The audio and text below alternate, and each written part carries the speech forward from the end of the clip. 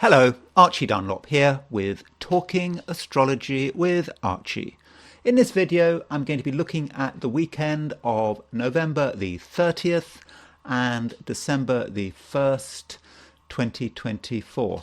So the main event this weekend is a new moon. New moon at, I think it's at 9 degrees and 33 minutes Sagittarius. And so in this video, I'm going to be looking at this new moon in detail, and I'm going to be considering its impact, on us personally, and perhaps on certain parts of the world, and maybe on a couple of politicians. But before I look at this new moon in detail, I want to consider what's going on in terms of the astrology this weekend, and also I'm going to do an I Ching reading for the weekend.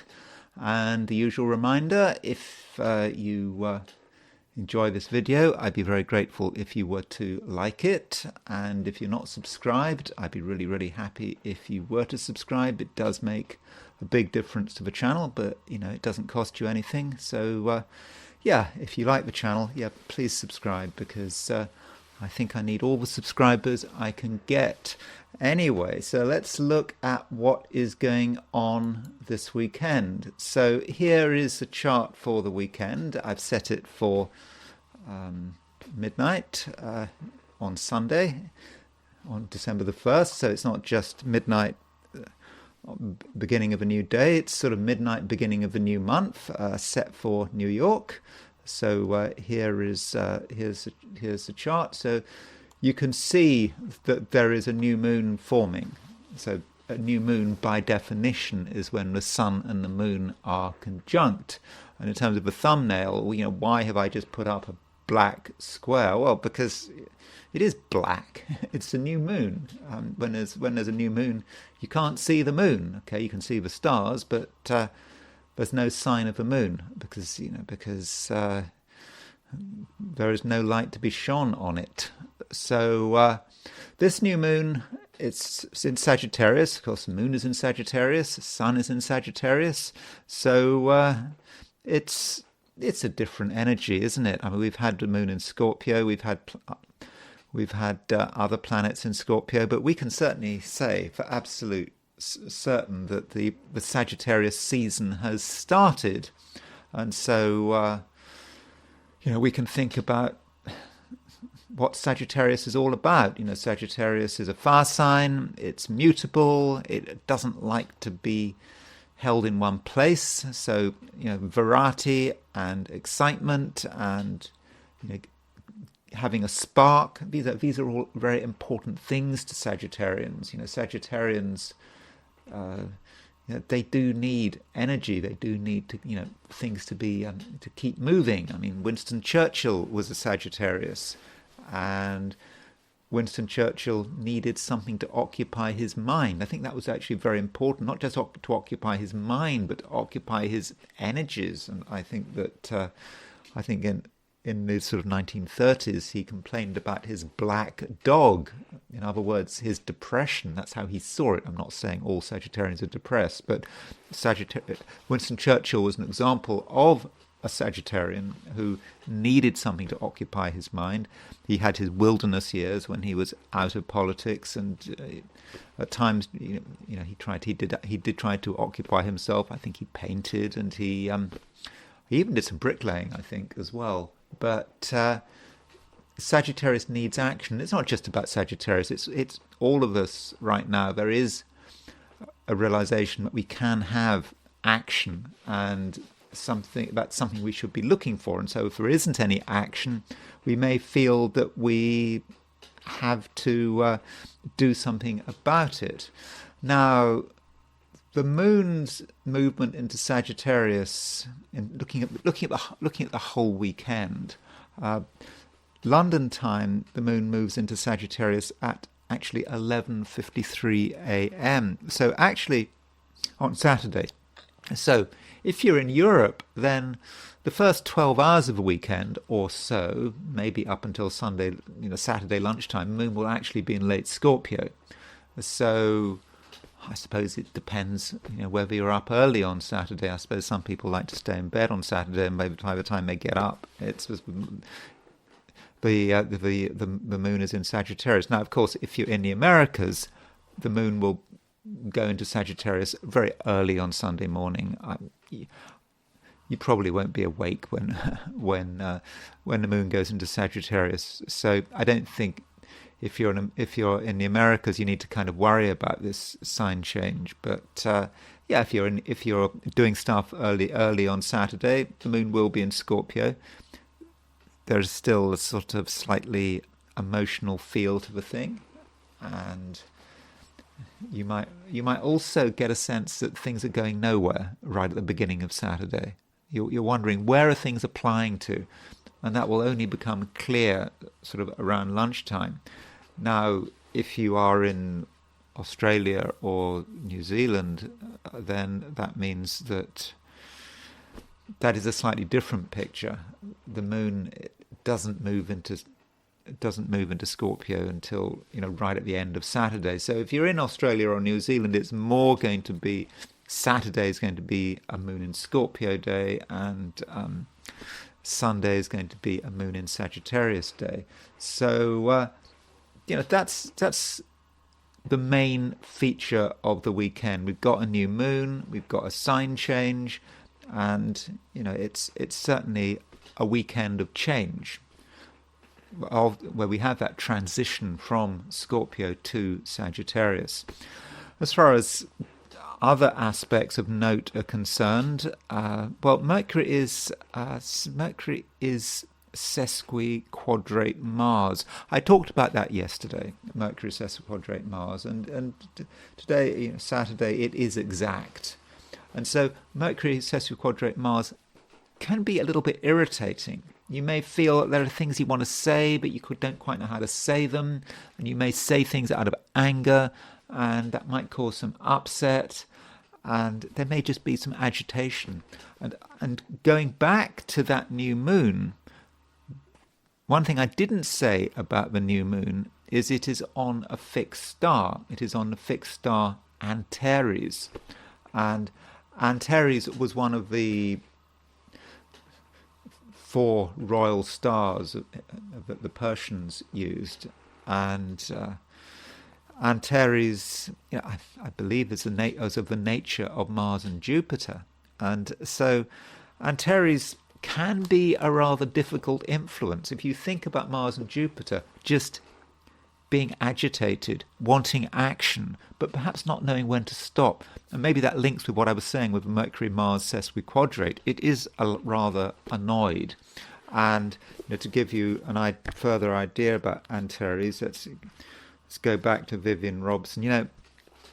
Most things in astrology, I do just know it because I spent so much time just looking, and I don't need to read a book or look at a book to see what Moon in Scorpio means, for example. But when it comes to fixed stars, they have these very specific meanings, and I find it difficult to keep them all in my head. I mean, I know there are some astrologers that just look at fixed stars and nothing else. That's not really the way I do my astrology.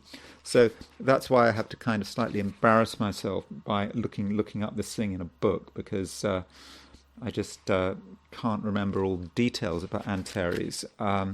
So Antares, Vivian Robson, the fixed stars and constellations, he says that it was one of the 4 royal stars of Persia, sometimes called Shiloh, and important thing, it is core Scorpio.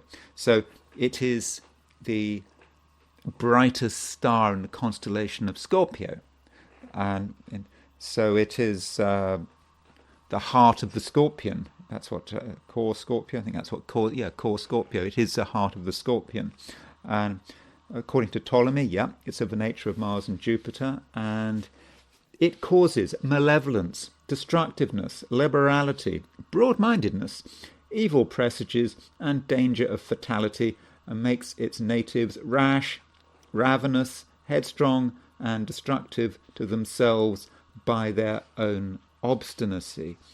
And when it's conjunct the sun, it talks about pretended religion, insincere, honour and riches ending in disgrace and ruin, with the moon popular, broad-minded, interested in philosophy, science and metaphysics, liable to change religious opinions, influential friends, favourable for business and domestic matters. Oh, so he doesn't reckon moon conjunct Aldebaran, sorry, not Aldebaran, Antares is so bad. I don't know. I think we get the message, though. I think with this Mars-Jupiter influence that Ptolemy talks about, there's a certain danger that we take things too far. Yes, it is broad-minded. It's Sagittarius, but there's a sort of two sides to that. It's broad-minded, yet it is about religion and changing religion and having to believe in something. So I think we can certainly take things too far with this new moon conjunct Antares. Now, another thing happening this weekend, which does sort of relate to this new moon, is which I kind of talked about yesterday, and it's this: is that this new moon is opposition Jupiter. So you can see, let's focus on the Sun. The Sun is opposition Jupiter, and I think this configuration was exact yesterday, but we kind of have a very wide T-square going on over the weekend. So if you see, we've got the Sun is applying to us trine of Saturn with a 4-degree orb. Saturn is applying to a trine of Jupiter. No, is that right? Yeah, Saturn's applying to a trine of Jupiter. The reason Saturn is doing the application is because Saturn is going direct, you could say, because Jupiter's going retrograde. I'm not quite sure which is going faster than the other, but probably Jupiter's going retrograde. I don't know what the exact speed of it at the moment is, so Saturn is aspecting both the Sun and Jupiter, and Saturn is actually on the T-square, on the T of the Sun and Jupiter. So, what that means is, Sun and Jupiter opposition, okay, I know it's a very wide opposition. It's 8 degrees. That's really the limits of what one can count almost. Although it's a very wide opposition, it's kind of brought together by Saturn. So Sun-Jupiter opposition can be about all these things that we want to do, and we really want to get things going, we want to get things moving. We might sort of overwhelm ourselves by all the stuff we want to do. And so Saturn comes in and tries to control matters. On a sort of a more negative point of view, it says, well, you can't do that, you don't want to overdo it. But on the other hand, it's saying, well, if you need to do that, if you want to do it, well, you're going to have to do it like this. And so Saturn might, in a positive sense, create a structure for some of our ambitions. So those are a few thoughts about what's happening over the weekend, obviously dominated by the new moon, but there is actually quite a lot going on this weekend. And so at the beginning of the beginning of Sunday, as November becomes December, at midnight on December the 1st, New York time, the moon is at 8 degrees Sagittarius. If we switch to Sydney, Australia, the moon is at 0 degrees Sagittarius. And this is just a reminder that things are slightly different in Australia and New Zealand and Eastern Asia. Saturday is about the moon in Scorpio. And, so Saturday is going to be a somewhat different day from Sunday. And you may argue, if you're in Australia or New Zealand or Eastern Asia, that the weekend perhaps doesn't really get going until Sunday. So if you've got plans for the weekend, if I don't know what people do on summer weekends in Australia and New Zealand, but whatever your plans are, then perhaps you should focus more on Sunday rather than Saturday, because Sunday looks like a more exciting day. Turning to the heliocentric picture, so it's always a good idea to just see what's happening. I'm not even saying there is much happening heliocentrically. So that's the picture for the weekend. If we put put the sun at the center of the sun at the center of the solar system. Venus is making a sextile to Pluto, and it's starting to make a square to Mars. So that's perhaps where the emphasis lies. Venus sextile Pluto. I'm not saying it's a particularly major aspect, but I suppose in terms of influence, having an influence on the people that matter in our lives, getting noticed, that Venus sextile Pluto might be quite useful. Then Venus square Mars. That Venus square Mars is not exact. It's going to get closer, perhaps over the next day or two. But so Venus square Mars, that may say something about relationships and how people are trying to get noticed. And I suppose we can get noticed, but we have to try to get noticed in the right way. Venus-Mars aspects, they can be very attractive, but they can also be repulsive. They can work in two different ways, and I suppose it depends on who your audience is. So perhaps with that Venus square Mars, and in terms of your attractiveness, some people may think you're wonderful, but other people might think you're not so wonderful. So perhaps in terms of your contacts, you need to choose your company carefully. But overall, heliocentrically, I wouldn't have said that there's a great deal going on, and there's enough going on geocentrically to have to mean that one doesn't really have to worry too much, I don't think, about the heliocentric picture. So let me now look at my forecast for the 12 signs for this weekend, which is the weekend of November the 30th and December the 1st, 2024.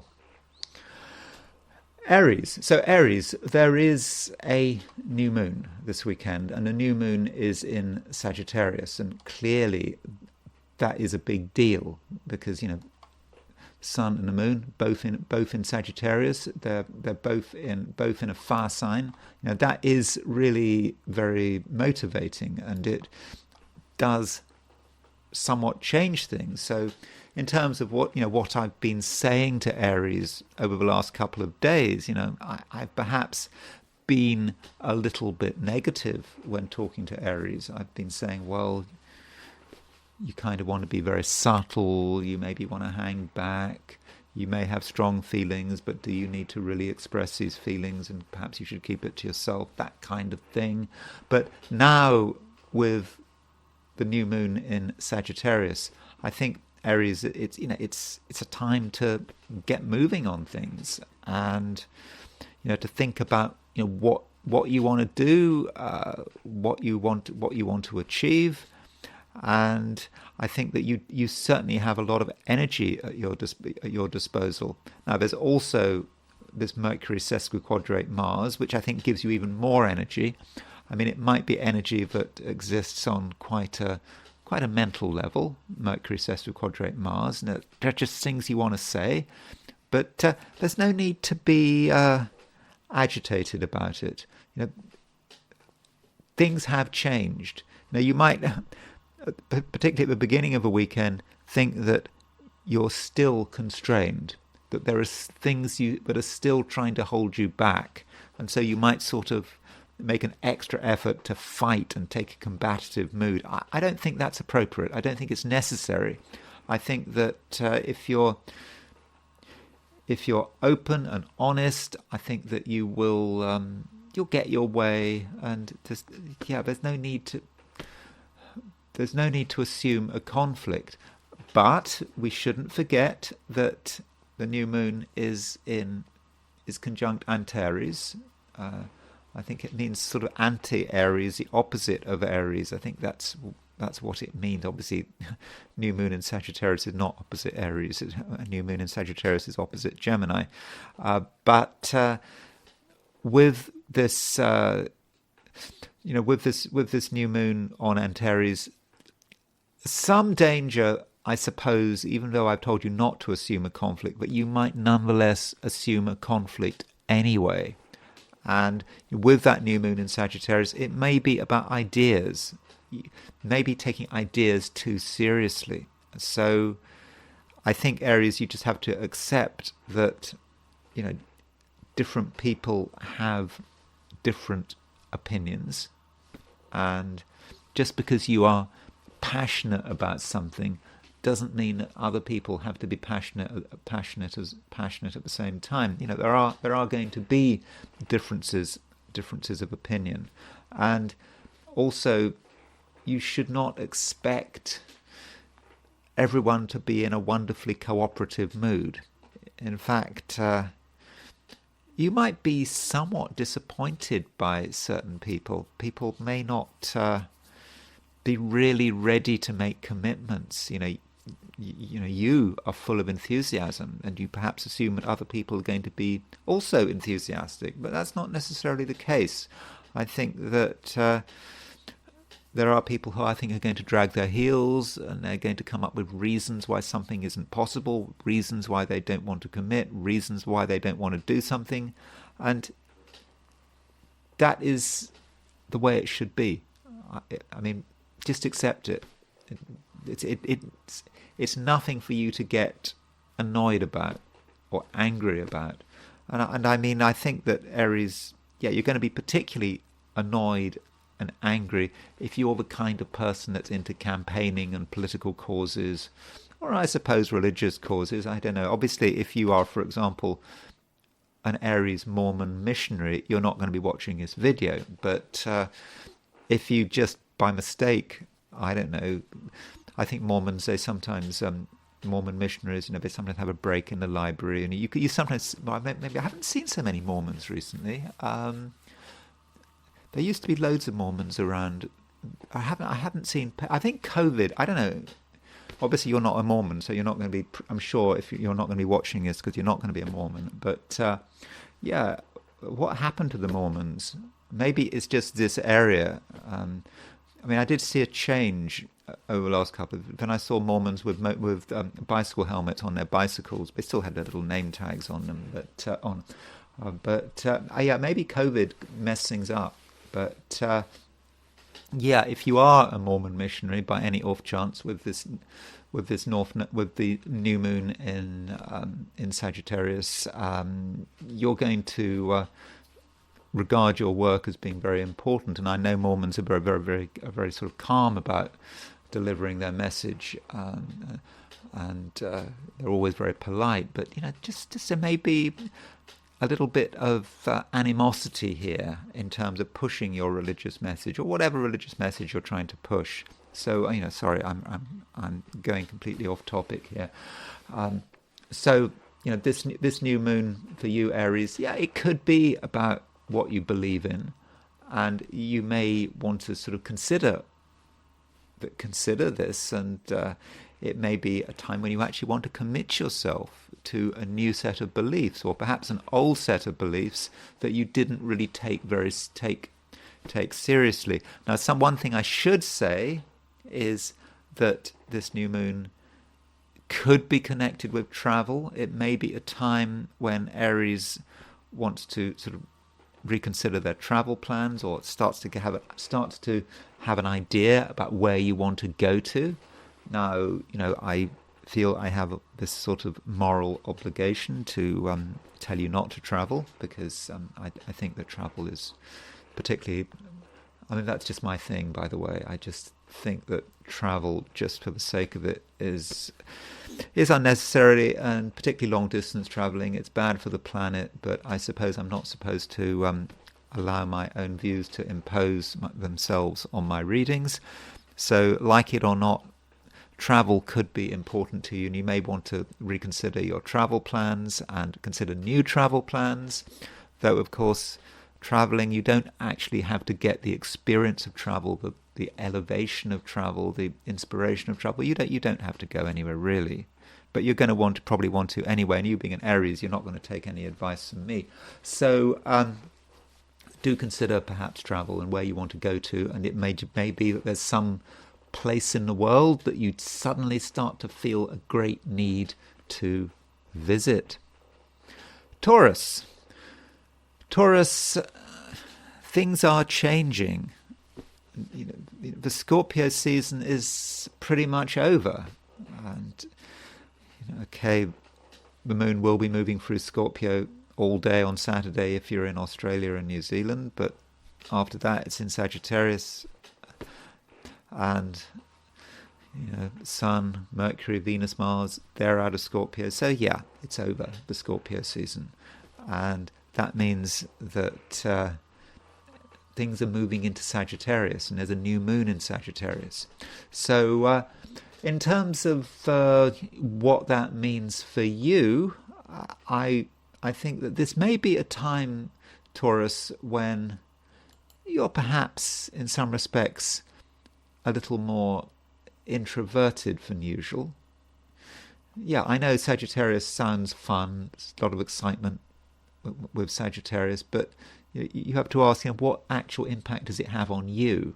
And I think that it makes you perhaps realize that things are quite serious, and by serious I mean not serious as in a bad sense, just serious as in needs to be taken seriously.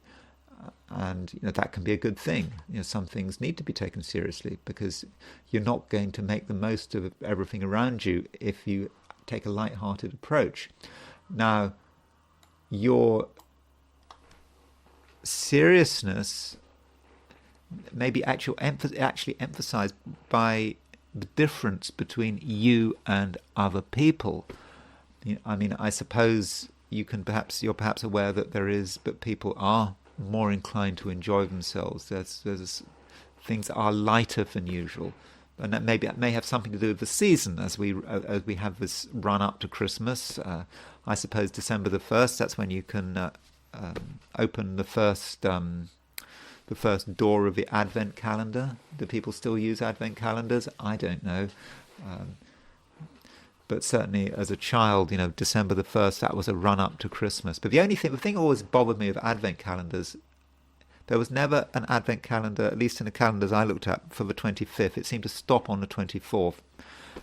But yeah, it is the run-up to Christmas, and perhaps you're aware of the difference between you and other people. Perhaps, yeah, they are being a little more light-hearted, but there are things you are taking seriously. There are things that are important to you, and it may just be over the weekend, with this new moon in Sagittarius, that you see that something is important, and it really starts to get at you, and it needs your attention. And you may be out on your own, but so what?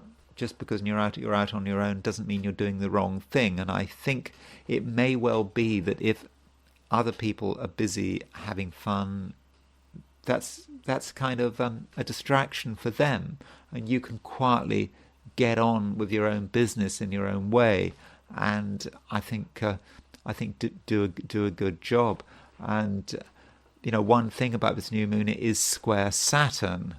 I'll be talking about that square Saturn at the end of the video, but the new moon is square Saturn, and that does further emphasize a seriousness there, a seriousness that not everyone is going to pick up on, but I think you are going to pick up on it. And it may be, Taurus, that you have questions that you feel you need to answer. No one else can answer them, only you can answer them. And so perhaps, Taurus, you may want to do some research and perhaps get into things that maybe just other people just are not interested in, even want to avoid, but you're prepared to go all the way, and you are prepared to ask questions which are quite fundamental. And so I think in many respects, Taurus, this is a time to almost renew yourself, and renew yourself by opening yourself up to new knowledge, but also understanding that this new knowledge may be difficult to get hold of. And it's a very important time for Taurians, because if you think about it, Taurus is a fixed sign. Taurus likes to make up its mind, and having made up its mind, it doesn't want to make any changes. It likes to move in one direction. That's how Taurus is often very successful. But there are times when you've got to stop open things up, reconsider your beliefs, reconsider your assumptions, and now might be the time to really get involved. And don't forget the financial aspect of things, because this new moon could be about asking deep questions about money and the actual sort of foundations of your finances, and not just your finances but other people's finances, and how other people's actions can have an impact on your financial fortunes. So Taurus, I think that there are certainly some important questions to ask, and if you really start to get under the surface, then you are opening up other things, and you're opening yourself up to the possibility of real inspiration. I mean, I think I talked about this when I was doing reading for Friday, maybe even Thursday or Friday, but there was a certain sense of inspiration, and I think the Taurians have a capacity to be inspired today. And it's not just the inspiration that just comes from nowhere. It's when you're actually engaging in something, when you're really trying to get deep into things, that suddenly everything starts to become clear, and you get it, you understand it, and you've kind of made the transition. And of course, once you've understood something, that is the impetus for further research, for confirming something. And so this weekend, I think, could be really constructive, but I'm not convinced that it's a weekend where you really need to be with other people. I don't think so. I mean, I think other people can be fine, provided everything is taken seriously. You're not a light-hearted person right now, and it's probably not, for example, a good time to go to parties. You could go to a party, I suppose, but I don't think you'll enjoy yourself much, because I think you'll just have this feeling that you really should be somewhere else. Gemini. So, Gemini, we have got a new moon, and this new moon is in Sagittarius. And so, with this new moon in Sagittarius, it might well have an impact on relationships, you and other people, how you and other people interact with each other. And it might represent something new. It might represent perhaps a new relationship. If that's important to you, if you feel that you need to be with someone, you need to find someone new, then I think you can be successful. Though it's not just about this weekend. I know that technically the new moon is on Sunday. Certainly London time, it's on Sunday. So I think it's at 6:21 a.m. In London on Sunday, but it's also about the next couple of weeks. So the next couple of weeks is as the sun moves through Sagittarius, you're going to, and also Mercury is going to be in Sagittarius. I mean, Mercury's been in Sagittarius for some time, and it's going to stay in Sagittarius until early next year. So Gemini, it is a time where you need to just think about relationships, and perhaps if you feel you want to meet new people, now is a time when you very much can do it. Also, Gemini, don't feel that you have to do everything on your own. You can get support. You can get help, and the new moon is in your opposite sign. So in a way you could say, well, that takes some of the pressure off you. You realize perhaps you are not alone. You're not the only person making things happen. There are other people to consider, and if you can consider them, then so much the better. But you still seem to have a few reservations.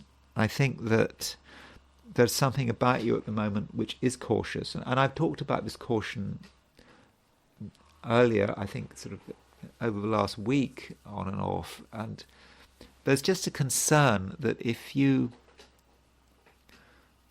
let go. If you give too much away, you could be overwhelmed. And this might also apply to relationships. Yes, relationships are important, but there's something about you that's somewhat wary. You feel that if you let other people have too much control, you might lose everything.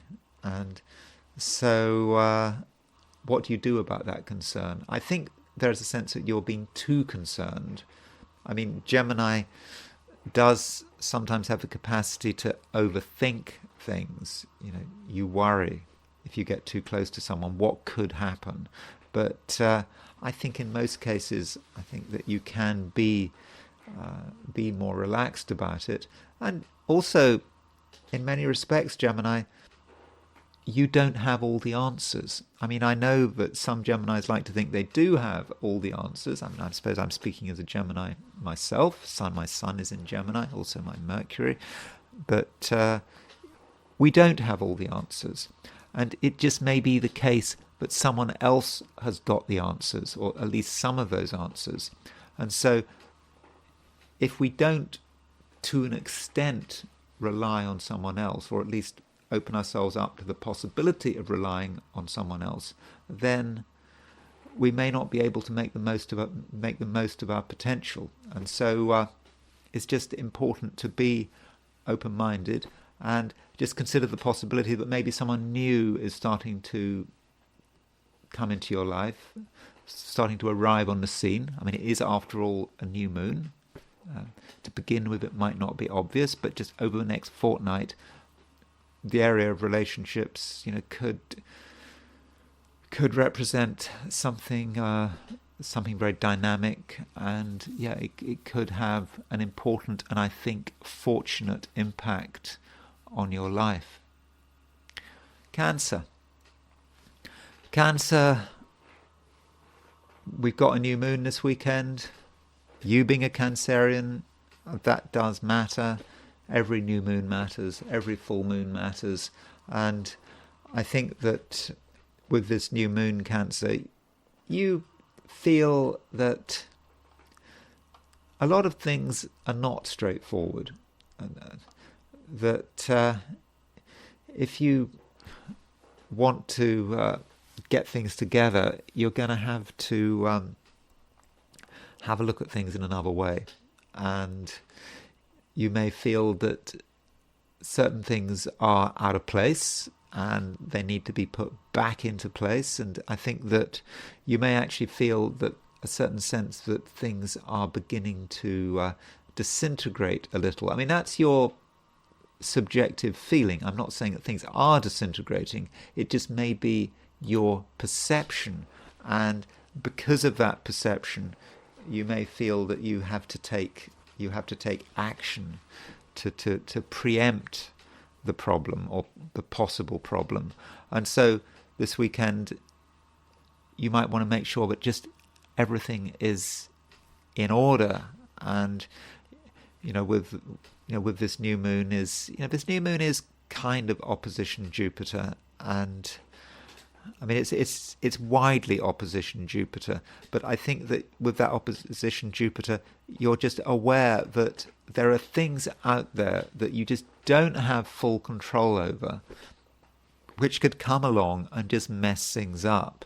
And those things could be other people. They could be situations that you don't fully understand, that you're not in control of. Or it could just be your unconscious. There could be something in your unconscious making things happen that you don't really appreciate, but it's part of you. It may be you creating some of the chaos around you. But whatever it is, you want to get things in order. And I think that you want things to be as simple as possible. And maybe your fantasy is to sort of have a rather sort of Zen approach where everything is, I don't know, clean, clear, no clutter, no furniture, everything is foldable, everything can be removed. I don't know, isn't that how Japanese apartments work? That Japanese apartments have to be very simple, everything, because there's, in Tokyo, for example, everything has to be collapsible so that you can clear the space. And so that might be the zen of things, wanting things to be clear and clean and above board, so you really understand what is going on and where everything is. And that might be something that you want to aspire to. And also, this new moon may have an impact on your health or your attitude to your health. A new moon represents a new beginning. And, with this new beginning, you may be looking at your own health and, how you are feeling, and perhaps feeling that, things could be better. I mean, things could always be better. But perhaps there are actions you could be taking to make yourself fitter and healthier, and not just physically but mentally as well. And so you may feel that you want to sort of bring in sort of new routines, new exercises. If there are any bad habits that you want to get rid of, then now might be the time to do it. It's a new moon, new beginning. You perhaps did things in the past that weren't always good for you, but now everything has changed. So the new moon is, I think, from a sort of a lifestyle and health point of view, I think could be a useful start. And I suppose there's also sort of diet, exercise, those kind of things. That could all of that could be important to you. And so obviously you've got to seek medical advice if you're doing anything dramatic. But it might just be a clean break, and you may actually regard it as being a clean break with a relatively unhealthy past. Relatively, I use the word relatively. I mean, I'm not saying you did anything that was bad for you in the past, but you may feel that you could do things even better. That you could have a lifestyle which was better for you. Could be more in keeping with your ideas about the future. So I think that is an important theme of this new moon, just wanting to be in control of your space, all of your space, and not wanting anyone to disrupt that. And will there be disruptors? The new moon is square Saturn, and it's true that the sun and the moon are moving to that square with Saturn, and that square to Saturn may indicate that not everyone is going to be supportive of some of the changes you want to make. So if you're trying to make changes in your life and you tell people about the kind of changes you want to make, you may not get support. And so it may be the case that any changes you want to make have to be done secretly. You don't announce them. Okay, if these changes are drastic, then sure, but you've got to talk to them. Maybe you need to talk about them to a doctor or whatever. But I'm talking about just people around you, partners, close friends, whatever. If you start telling people about what you're planning on doing, you might not get much support, because that new moon is square Saturn, because the moon and the sun are starting to make a square to Saturn. I think you can already start to feel that. So don't expect much support, but it is something perhaps that is private, and you're doing it for yourself. You're making changes for yourself, not for anyone else, at least in the first instance. Leo, there is a new moon, which is, I suppose, the main theme of this video, and this new moon is in Sagittarius, and I think that is a good thing. Recently there's been activity in Scorpio, and perhaps you need to reflect on the last few weeks and what all that Scorpio activity was about. I mean, in theory, with all of that activity in Scorpio, I would have thought that you might have found that you were feeling quite self-contained, and perhaps you were feeling actually a little bit shy. You weren't really ready to interact with the world, and you felt that you had to stick to your own territory if possible, and you weren't really in the mood for making big advances. But I think that things are now changing. The Sagittarius season has started. Sagittarius is a sign that has a natural sympathy with Leo, and so with a new moon in Sagittarius, it is a time for you to, I suppose, be yourself. That's really important, to be yourself, and to ask yourself, what makes you special, what makes you important, what can you do which makes you stand out. It's not a time, for example, for just following the crowd. If you follow the crowd, you'll get nowhere. You'll get somewhere, but you won't get you won't get to a somewhere that you're particularly happy about. But your first priority is to look at what you can do, and you can do a lot, and you can do things which are very individual, and individualism really matters. And so perhaps decide what you want to achieve over the next couple of weeks. The new moon can last at least 2 weeks, can last 4 weeks, but certainly while the Sagittarius season lasts. I suppose the Sagittarius season sort of arguably goes on until next year, because Mercury is currently going retrograde, and then Mercury doesn't actually leave Sagittarius until I think I don't know. I think the beginning of January. Is that right? Something like that. So it doesn't leave Sagittarius this year. So it is a time to really think about your individuality and what makes you different, and how you can demonstrate your transformative power. And that is something you can do at the moment. You are very powerful, perhaps a lot more powerful than you realize. I think that recently you may have had your doubts, you may have had questions, you might have sometimes been overwhelmed by your own questions. But right now, I think that you are in a position where you can change things, you can transform things through power. And it's a power that perhaps the outside world has ignored. They'd known it was there. It's like everyone has known that they live next to a volcano. They understand the volcano's always been there. People just got used to living next to a volcano, and they've kind of forgotten it was a volcano. But there's something brewing under the surface, and perhaps if you take the volcano analogy, you're suddenly starting to become active. We're starting to see smoke, and so that might be what's happening, Leo.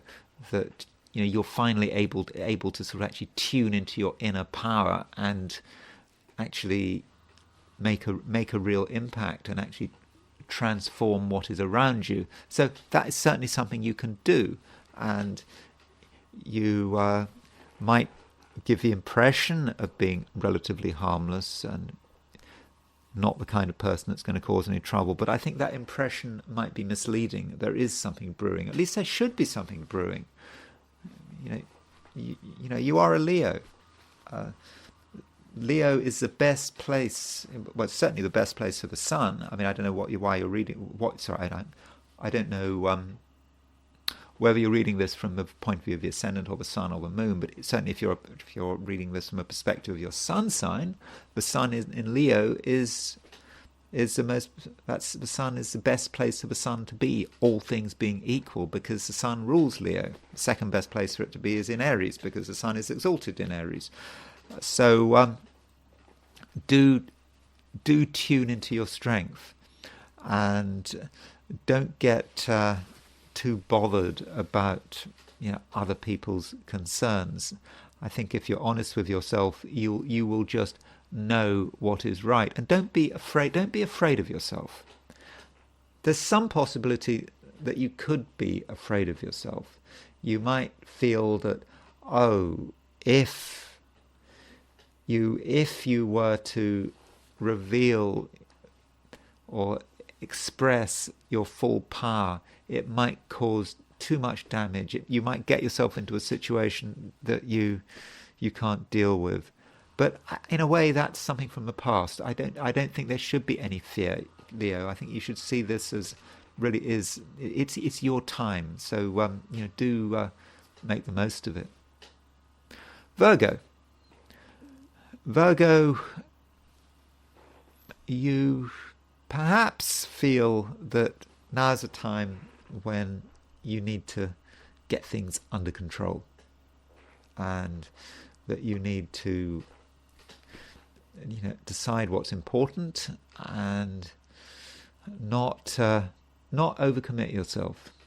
And this new moon, I mean, I know it's in Sagittarius, it's a sort of fun sign, Sagittarius, but if you're a Virgo, that Sagittarian energy may actually be quite focused on your home, where you live, for example.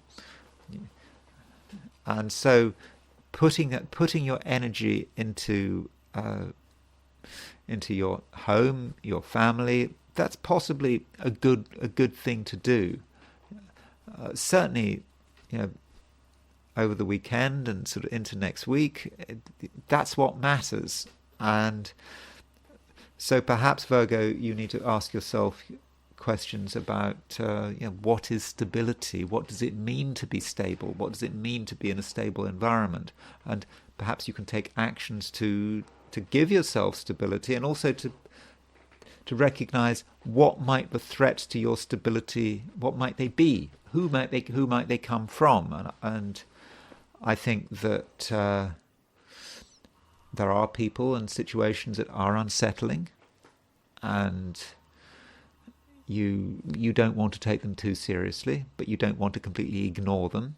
So if something is unsettling you, is making you feel nervous, perhaps you should recognize what it is, because I think there are concerns that you feel. You feel that you can't entirely let go. You can't just be yourself, because if you were to do that, you might be forgetting about something, or you might be judged, or something might go wrong for you. But if you're honest with yourself, Virgo, what you really need is you need security, you need anchoring. You just need to be sure that you are safe. I'm not saying there are any dangers. But you just want this perception of being safe. I think that really matters. And also, from a psychological level, just getting into the absolute foundations of who you are and what you want. And it may be a period, between now and, I don't know, say until Christmas, maybe the winter solstice, or the summer solstice, I suppose, if you're in the southern hemisphere, or however you want to describe it. Between now and the solstice, it might just feel that it is a time when you need to prepare, when you need to perhaps decide for yourself what is important. Some things are not important, and some things can perhaps you can drop them, and you can start to focus on the things that really matter. And also, Virgo, don't get too annoyed. I mean, there are things that actually might annoy you, and that is because Mercury is making a sesquiquadrate to Mars, and I talked about that sesquiquadrate to Mars when I was looking at the horoscopes of Friday, and I think that sesquiquadrate just could be an irritating factor. It could just stir things up, and you might say things which maybe they might get a negative response, or you might just want to feel that you have to point things out. If something's not perfect, if something is absolutely not, if something is not absolutely to your satisfaction, you might feel you want to say something. But Virgo, it's probably best not to say anything, because what you should be striving for is harmony and being comfortable. Now, if you start to disturb things by saying things to people and making criticisms, then that's kind of rather self-defeating. So, overall this weekend, I think ideally you perhaps should be aiming to have a fairly boring weekend. But boring because there isn't any disruption. There's no super excitement. There shouldn't be super excitement. It's about just concentrating on yourself, grounding yourself, and being in a situation where you can trust your environment and trust the people around you, and in particular, your family. Libra. It's kind of nice that everything's moving out of Scorpio. I mean, from a Libran viewpoint, I think that with planets moving out of Scorpio, you're starting to feel that you have more freedom. It's easier to be yourself, and at the same time, I think that you're going to feel that you are more sort of understood. I think there might have been times recently where you felt that you weren't fully being understood, that people didn't really understand what you wanted or where you were going. But now things are clearing up, and at the same time you can be quite honest. And Librans can be wonderfully honest, actually. I know that Librans make a special effort to, or very often make a special effort not to offend, because social relations are very important. But when Librans want to be honest and want to be critical, they can do it very well. And I think that might be something you can do at the moment with the moon, and the sun is already in Sagittarius, the moon is now joining it in Sagittarius. We have a new moon, so perhaps you can take more risks than usual in terms of what you say. You can make some criticisms, you can be honest. Okay, you might cause some offense, but I think if you say things with the right motive, if you say things because you're trying to help people, or you see that someone's done something wrong, you need to tell them, you might as well tell them. You can do it in a very nice way. And I think that in most cases, Libra, I think that your honesty will be appreciated. And at the same time, you're very much part of the changing world. So by that I mean we've got stuff moving out of Scorpio into Sagittarius. So that means there's more fire, there's more action, there's more interesting things going on. Now, why is there more fire? Why is there more action? Why is there more interest? Well, it's because perhaps of people like you. You are part of the excitement. You can be part of the excitement. And you're, at the moment, I think, relatively inspired. You have lots of ideas about what you want to do, perhaps what other people should be doing. You've got plenty of suggestions. Once you give yourself the chance, you might feel you have a radical idea, or you've got at least a very interesting suggestion. You're a little bit concerned. What would people say? Don't worry about it. The worst can happen is that people say no, they can't do it, or it's just too radical for them. So that does mean that you can afford to be open, and you can also, I think, it's a good time to be communicating with people who you don't normally communicate with. Just break some ice, I suppose, and it might be abrupt and clumsy, but if you talk to someone, you say something, almost anything, I think there is actually a very good chance that you'll get a favourable reaction. And I think that you're going to be helped also by the fact that Venus is still in Capricorn. So it's like, Venus is, of course, your ruler, but it is in Capricorn. Venus is Capricorn. Venus in Capricorn is quite a sensible placement for Venus. So it's like you can be adventurous, perhaps even a little bit crazy, because you know that Venus is in Capricorn. Venus in Capricorn is providing you with a basic sense of reality, also a certain sense of social reality. You know how far you can push things. Your ruling planet in Venus in the Capricorn is going to make sure you don't make massive mistakes. And so actually, Libra, you understand the whole thing. You actually understand how to behave. And it's just very unlikely, Libra, that you're going to get things wrong. So yeah, it seems to be an exciting time, and this new moon is, I think, a new beginning for you, and it's about doing lots of different things. You mustn't feel that you need to restrict yourself to just any single action. You need to just try out lots of different things over the next couple of weeks, so maybe between now and the solstice, perhaps, and I think that you should have a fun time. And I should say, of course, Venus is in Capricorn, but I think it's December the 11th. So in less than a fortnight, Venus will be. Is that right? When does Venus move into Aquarius? Venus moves into Aquarius. No, sorry, it's not the 11th. Venus moves into Aquarius. I think it's on the 7th. So December the 7th. So that's in less than a week. Venus will be moving into Aquarius, and again, Venus in Aquarius. That's a great place for Venus to be if you're a Libran. So things are just going to get better. So overall, Libra, I think there is plenty of scope for optimism.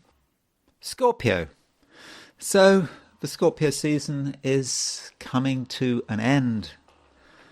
And yeah, the moon leaves Scorpio this weekend, moves into Sagittarius. And so that is a change. And perhaps with the end of Scorpio season, maybe there's just less focus on you. And the focus shifts to other people. And that might be maybe something you're quite pleased about. I mean, Scorpio doesn't like too much attention, and with all these planets in Scorpio, you may have felt that whatever you were doing, people were taking notice of it. You were having an impact, and that might have put a lot of pressure on you. But now that everything's moving out of Scorpio, or moved out of Scorpio, the moon, beginning of a weekend, the moon is in Scorpio, but by Sunday, or whatever your time zone, it will be gone. And so that might represent a sense of relief. And I don't know what you were doing while there were planets in Scorpio, but you were perhaps working on things, trying to perhaps start things, and you certainly, I hope, had some ideas about the future and what you wanted to do with the future. And now with planets moving into Sagittarius, and we've got a new moon in Sagittarius, the question might be, how are you going to achieve it? So perhaps the first question was, what are you going to do? What do you need to do? What would you like to do? Okay, perhaps you've answered that question. The second question is, do you have what it takes? And maybe that is what the new moon in Sagittarius is all about.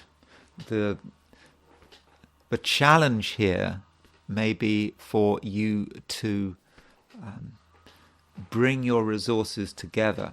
Resources at all levels. I'm not just talking about material resources. Your resources in their entirety, bringing them together and creating something out of them. And it may not just be about something just being the sum of its parts. It may actually go beyond the sum of its parts. So you take your resources and you fit them together, and somehow there might be an emergent property.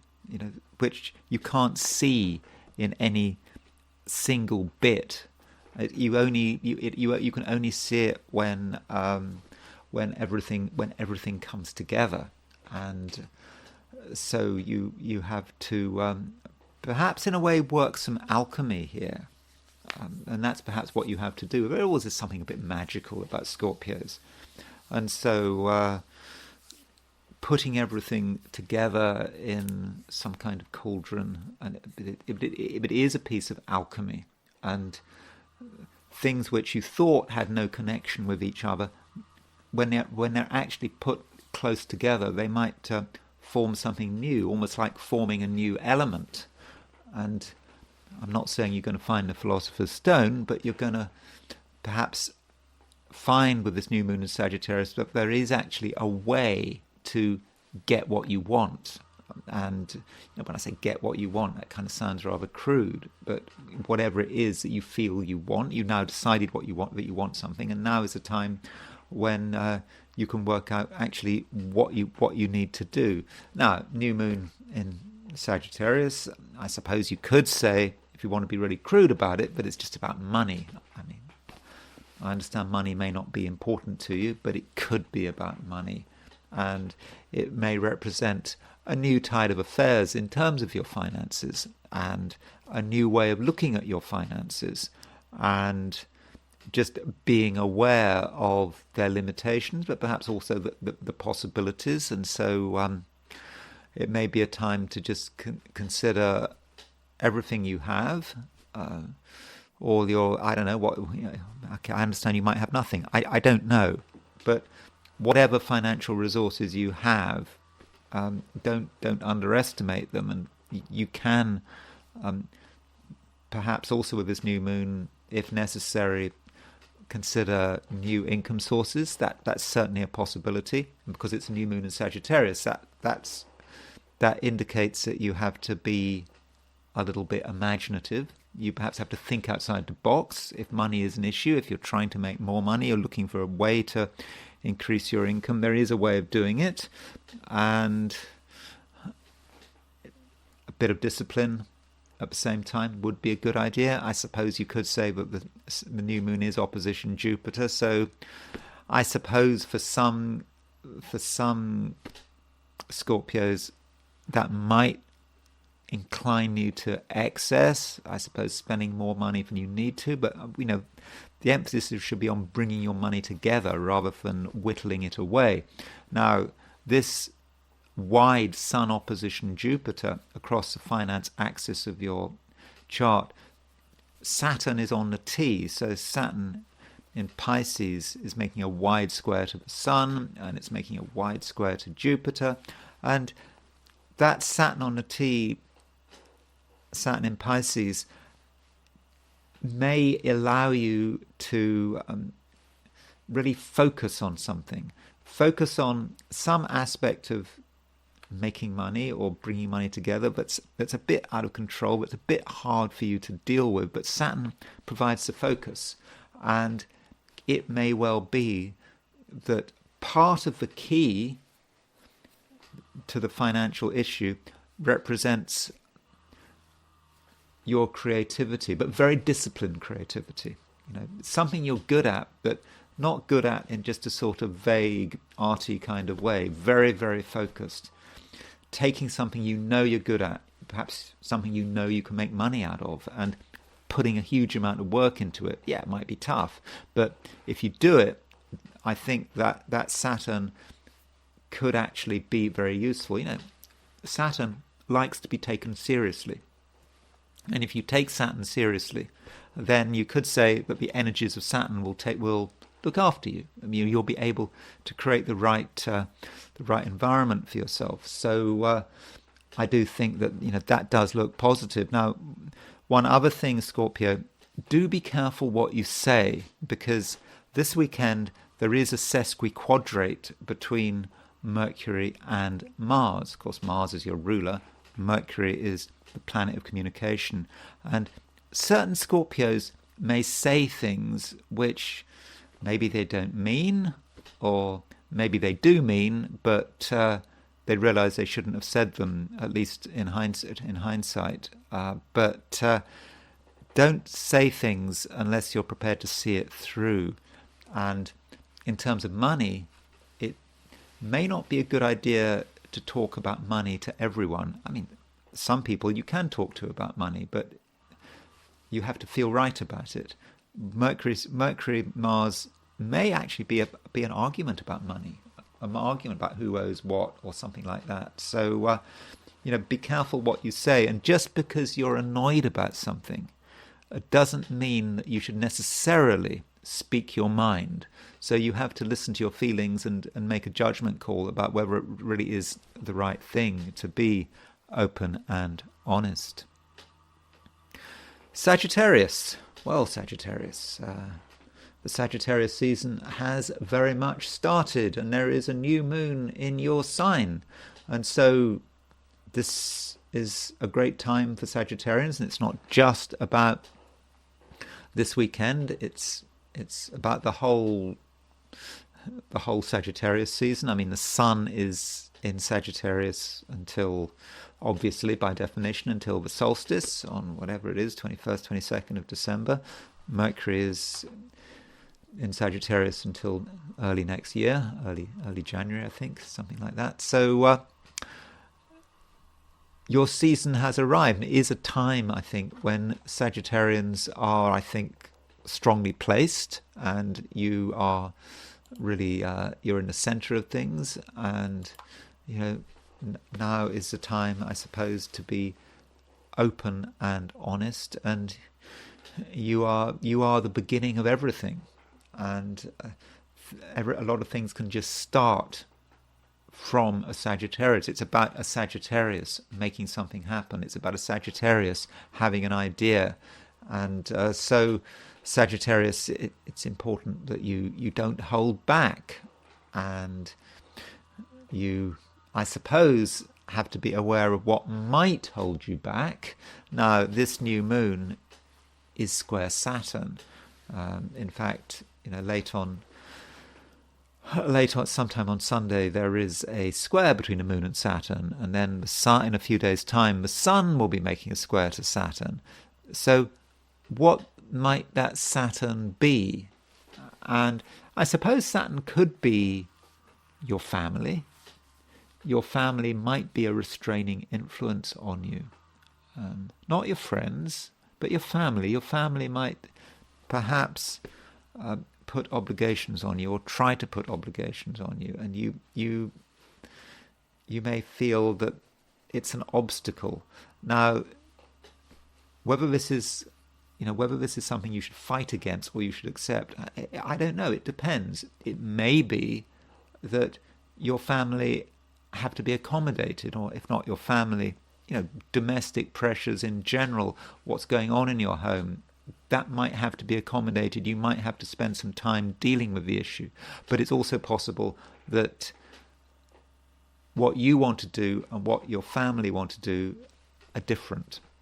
And I think when you've got that kind of situation, if you have to make a choice, then I think it's probably a good idea to put yourself first.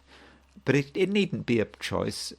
It may be that there's some scope for compromise. I mean, this Saturn square, the new moon, it's not an opposition. An opposition might be really problematic. A square, maybe you can get over it and find some kind of agreement. But it is important that at the end of the day, you really are able to express yourself freely, and you can't allow anyone to ultimately to get in your way. I mean, that is very important. And also Sagittarius, you do have a great deal of power at your disposal. I mean, you really do. Don't underestimate it. And so if something has been holding you back, then I think that you need to be very clear about it, that you will not tolerate it. And so it is important to be yourself, and also though to be patient, to be somewhat patient. I mean, I think you have to remember that it is a new moon over the weekend. A new moon represents a beginning. It doesn't represent the conclusion, and so the new moon often represents something which starts in darkness. It needs that darkness to begin with. And so if you've got big ideas, big plans, okay, you don't have to tell the whole world about it immediately over the weekend. Perhaps you should just wait a couple of days, I don't know, wait perhaps until you can start to see some moon. I mean, of course, at the time of a new moon, you can't see the moon, but in a few days' time, when you see that first sliver of moon, provided there aren't clouds in the sky, that might be a signal for you to take action. So it is a time of freedom for you, Sagittarius, but I think it's also a time of responsibility, because I think you have a responsibility to make things happen, not just for yourself, but also for other people as well. And so don't allow yourself to be held back. Don't allow yourself to be held back by other people's petty worries and fears. Sure, I mean, okay, if someone has legitimate concerns, listen to what they're saying. But I think in many cases you're going to be dealing with people who are nitpicking. Reasons why you can't do it, not good reasons, just nitpicking reasons. And fundamentally, Sagittarius, I just think it's just important that you put yourself first. I think that really does matter. Capricorn, there is a load of stuff in Sagittarius at the moment. So what that means is we're kind of getting a build-up in the sign before Capricorn. And that means like you feel that something is happening. There may be a certain amount of pressure there, but you also know that timing matters, and it may just be that you have to hold things back. I suppose just make sure that the dam is in good order, and make sure any leaks in the dam are sorted out. Soon enough, the Capricorn season will start. Of course, that starts at the time of the solstice, but we're not there yet. And so restraint might be in order here. But if you're talking about restraint, I think it's more about self-restraint. Don't feel tempted to restrain things that aren't really in your control. Other people will do what they have to do, and I think in most cases there's not a great deal you can do, or perhaps it's more a case of not much you should do.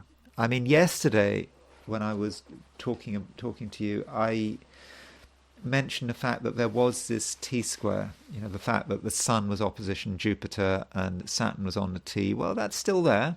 In fact, in some ways it's stronger, because now we've got the new moon opposition Jupiter. A new moon opposition Jupiter represents energy, action, wanting to do lots of different things. And then Saturn is on the T. Saturn is trying to control it. So how should Saturn behave?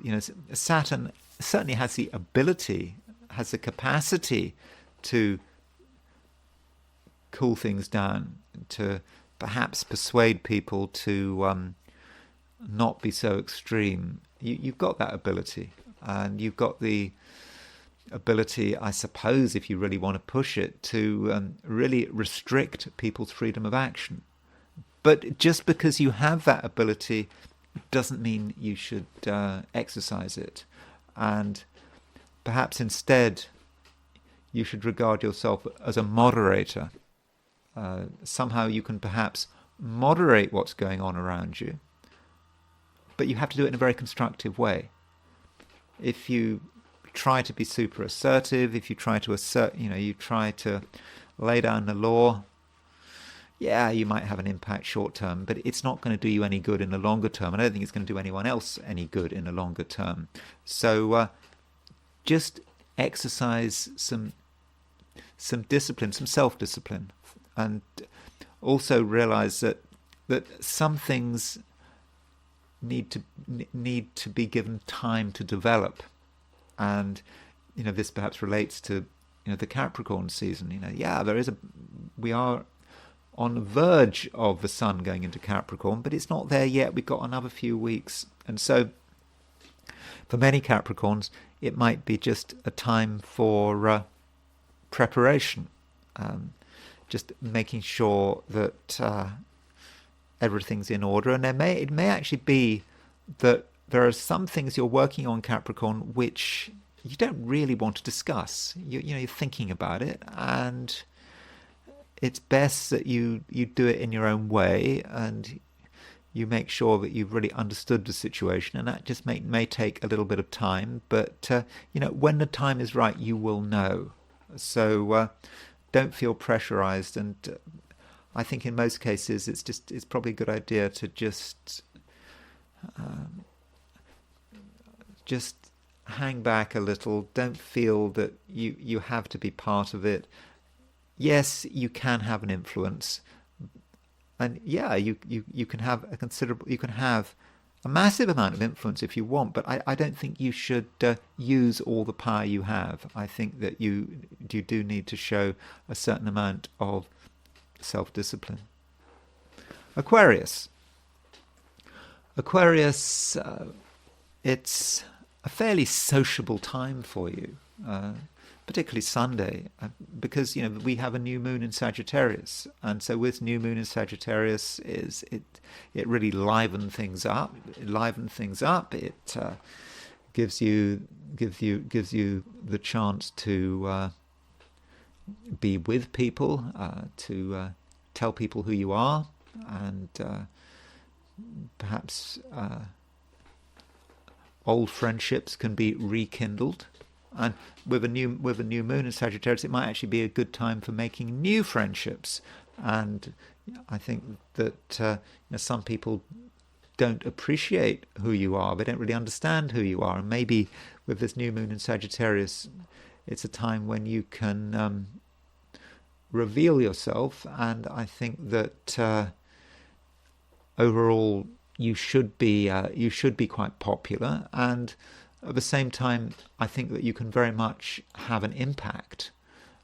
So if you make yourself known and you start to listen to people, you try to understand what's happening, you'll draw your own conclusions, and then you can actually start to make things happen. And you can stop things happening as well, if that's what you want. And that's perhaps a power you have, and it may be necessary to bring certain people down to earth. I think that there are a few people that are unrealistic, and perhaps they need to be reminded of a few home truths. And if you feel that there is any situation which is getting out of control over the weekend, your timely intervention, I believe, can make a very big difference. So don't be a completely detached Aquarian. Detachment is detachment is a word that is often associated with Aquarius, but I think you can be over-detached. And if you see that people are making a mess of things, that something's going wrong, you can step in and explain what needs to be done. You can stop things, and having stopped things, you can get people to sort of rethink the situation and perhaps adjust their approach, and then things can move on again. And I suppose that applies to yourself as well. So if you feel at the moment that you're in a situation that you're not comfortable with. Maybe you've made a commitment, or you're just doing something, and it feels as if it's getting out of control. Then it's not an inevitability. You can just call a halt. You can apply the brakes and have another look at things. And that sensible approach, I think, can save yourself. You can potentially save yourself a lot of trouble. But that doesn't describe the weekend. I'm not saying anything is going to be bad or difficult this weekend. I think that fundamentally this weekend, particularly Sunday, it should be a fun time, but a fun time, I think, on your terms. It's always on your terms, and that's the way it's going to be. And so, decide how things should be, and if you're engaged in any social activities, just consider the possibility that you're in control. You're the one pulling the strings, and if there's anything that you don't like, that if things are moving in a way that you're not comfortable with, you can just bring them back to the center. And so you've got power, and you've got friends. I think you should have friends. And if you don't have friends, well, then I think you can find new friends. I think because at the moment you've got so much to offer, and I think that people are going to, be very interested in you.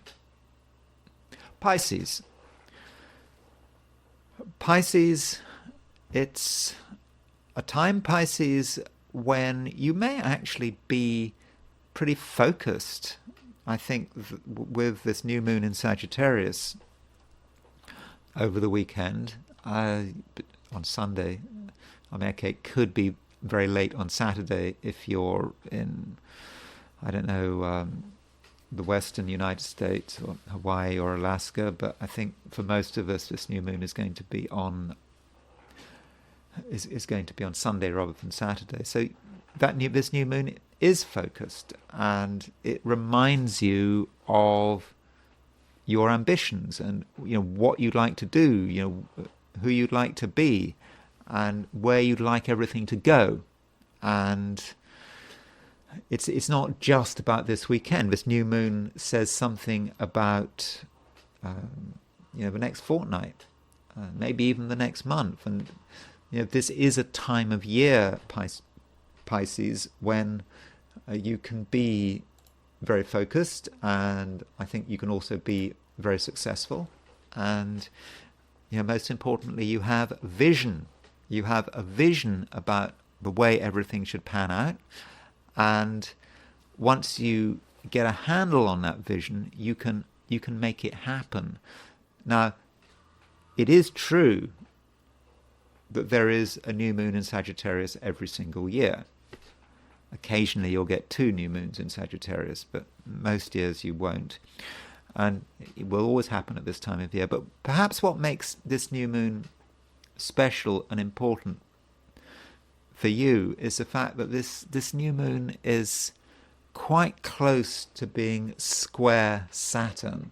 So Saturn is at 13 Pisces. The new moon is at approximately 933 Sagittarius. So if Saturn is square that new moon, and this Saturn is in your sign, and I think you have considerable ownership over that Saturn, and Saturn is about you being in control, being able to structure things, and taking things which in themselves might be fairly chaotic and turning them into something new, turning them into something which is actually usable.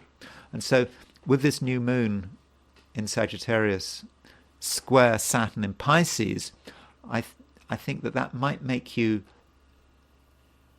focused, disciplined, and also very ambitious. And so if there's anything you want, now might be the time to go for it. And this new moon is opposition Jupiter, and okay, it's widely opposition Jupiter, but Jupiter is your ruler, and so this new moon opposition your Jupiter may represent something of a challenge.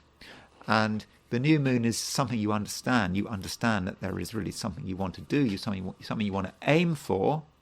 But because it's opposition Jupiter, you're not entirely comfortable. You'll think, well, can you handle it? Can you do it? But then Saturn is making a square to the new moon. Saturn is making a square to Jupiter. I mean, Saturn is kind of on the Jupiter new moon midpoint.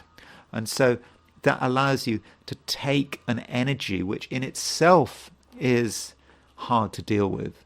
It is chaotic. It's a little bit uncomfortable, but Saturn is you're able to take this energy and you're going to turn it into something real.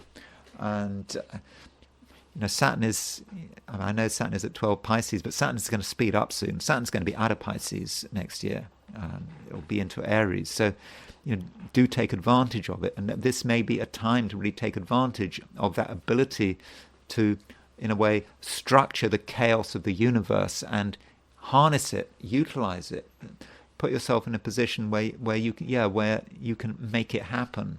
And so Pisces, it's not really a weekend to be lazy, and I know that this new moon takes a few weeks to unfold, but this weekend is when that new moon happens, and ideally you should be aware of it. You should perhaps be thinking about how things are transitioning over the weekend, and as the new moon becomes exact, as you move through Sunday, you might just have a new sense of purpose, and you may have a sense of determination to really make something happen.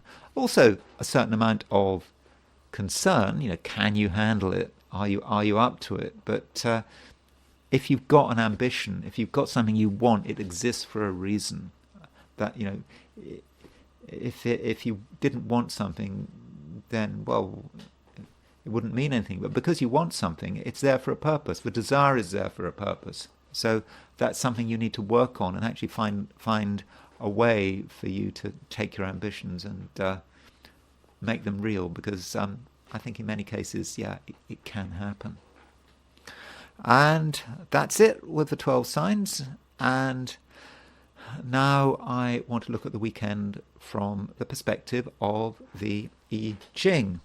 So I asked the question, what is the weekend going to be like for those watching the I Ching section of this video?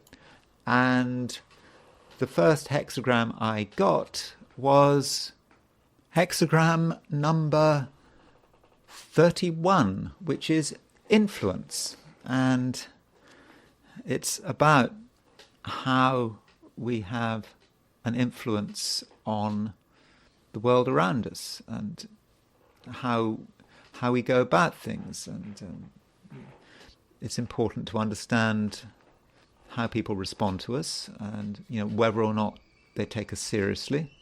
And it's just important to understand our limitations. Yes, we have some influence. People will listen to us to some extent, but it may not always be easy. And we do have 3 moving lines, and the second line from the bottom moves, and that suggests that we are in a bit of a hurry. We want things to happen. We perhaps want to ask people for things. We want to assert ourselves. And if we're in too much of a hurry, we could trip ourselves up. And the advice here is to wait. We can feel our power. We know that people will listen to us at some point, but we know that we can get the world to bend to our will eventually if we get things right. But if we're in too much of a hurry, we are not going to get anywhere. Indeed, worse, we could trip up. And then the third line moves as well, and the third line tends to be somewhat difficult, and again, it's telling us to hold back. We must not be in too much of a hurry. We really want to move forward, but I suppose maybe it's to do with the fact we realize there's a new moon in Sagittarius. It sounds very exciting, new moon in Sagittarius, and so it might be a time for action. That might be how we feel about it. But the new moon is just the beginning. It's the beginning of influence, and it's not the end of a matter. And some things have to wait. Some things have to mature. Some things have to sort of develop in the darkness. Like the seed that is germinating. If we're in too much of a hurry, then nothing's going to happen. Or worse, we're just going to make mistakes. And it does seem with this third line moving, there are going to be things that we really want. Our heart is going to be really desirous of things, and we feel, oh well, let's go after it because we desire it. But we kind of get what we feel, and our desires are not fully they're not fully formed, and we don't really know what we desire. But if we start to run after things without really knowing what we want, then I think there's a danger that we could get ourselves into some degree of trouble. But the fourth line moves, and the fourth line does indicate that it is a time when we need to start moving, and we have to make sure before we start moving that our intentions are clear. We have to make sure that our desires are sorted out, but we know what we want. We've sorted everything out in our mind, and because we get what we ask for, and if we're not quite sure what we want to ask for, and we're a bit confused in terms of our demands, then we might get something which I suppose you could say get it because we deserve it, but we have to be clear, and that is going to take time. So this overall hexagram is slow. It takes a long time to develop, and that might relate to the new moon. Now, because we've got 3 moving lines, we move to a different hexagram, and the hexagram we move to is to hexagram 29, which is the abysmal. Now, on the surface, it doesn't sound very good, but with the abysmal, some of the lines in the abysmal are pretty bad, but we don't need to worry about the moving lines on this hexagram because this is the second hexagram, so we're looking at the hexagram as a whole. And the abysmal is perhaps giving us some advice about how to progress. And one piece of advice is that we just need to follow gravity. We need to do what is natural. And also, we're dealing with dangers. It is a dangerous situation we're in, but it seems that we're dealing with dangers that we've seen before, dangers that we understand. And so with the abysmal, there's always a danger that we fall into a pit, that we fall into the abyss. We've got to tread very carefully. I suppose I sort of imagine the abysmal, the way it's described as the I Ching, as sort of walking across a landscape which is just full of bottomless pits, and we sometimes have to negotiate these bottomless pits and make sure that we don't fall in. But this is a landscape we're familiar with, and so because we're familiar with, and if we do what is natural, then we should be able to get through. Although Greg Winkup, in his translation of the I Ching, he actually suggests that the abysmal is actually about falling into the pit.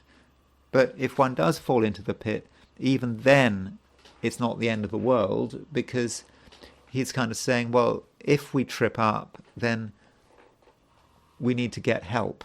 And the indication is that help is available. So if you look at the overall situation this weekend, we've got influence moving to the abysmal. I think that it's a weekend to be careful. I mean, I know that the new moon sounds exciting and very motivating, and I'll be talking about the new moon in a moment in detail. It does have its own dangers, but I think we're aware of these dangers, and if we tread carefully, regardless of what Greg Winkup says, I think we should be okay. And so it's time to look at the new moon in detail. And so let's look at the chart of the new moon, and let's see what's happening. And so we have here's the new moon. That's set for London. So what's this new moon about? First point to make about this new moon is, well, the generic point about the new moon is that the new moon is about a new lunar cycle. It's about the beginning of something. And I have in the thumbnail being very unimaginative, and I've just put a black box. The reason I put a black box is because new moons, you can't see anything. It's a beginning. There's no light. And I think we need to respect that. New moons are about a beginning which should take place in darkness. There is an image of seeds in the cold earth. Those seeds should be in darkness. They should be covered by earth. They should not be bothered. They should not be disturbed. And so it's like that with our ideas and our plans. We don't want to tell everyone about our plans. Why should we? That's just going to spoil things. We need to start by being very discreet and being careful who we discuss our ideas with. Ideally, we shouldn't discuss them with anyone because it's a new beginning, but things will develop. Now, this new moon is on the fixed star Antares, and a fixed star which is of the nature of Mars and Jupiter, and it is in Sagittarius. But with this Antares, there is certain scope for craziness here.